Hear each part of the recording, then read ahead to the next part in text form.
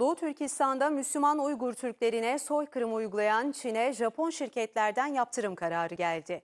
Japonya'nın önde gelen iki hazır giyim şirketi işçileri zorla köle gibi çalıştırdıkları için Çin'den pamuk alımını durdurmaya karar verdi. Çin'de Komünist Parti rejiminin Doğu Türkistan'da Müslüman Uygurlara uyguladığı baskı ve soykırıma tepkiler büyüyor. Japonya merkezli iki büyük hazır giyim şirketi Çin'e yaptırım kararı aldı.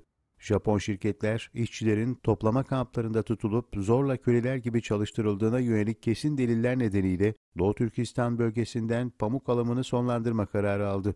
Japonya'nın önde gelen hazır giyim şirketlerinden Sanyo Sokai firması bu aydan itibaren üretilecek kıyafetler için Çin'den pamuk alınmayacağını duyurdu.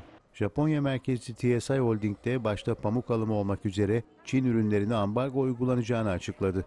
Bilindiği gibi pamuk üretiminin %85'ini Doğu Türkistan'dan elde eden Çin'in bölgedeki yüz binlerce Uygur Müslümanı zorla tarlalarda çalıştırması dünya kamuoyunun tepkisine neden olmuştu.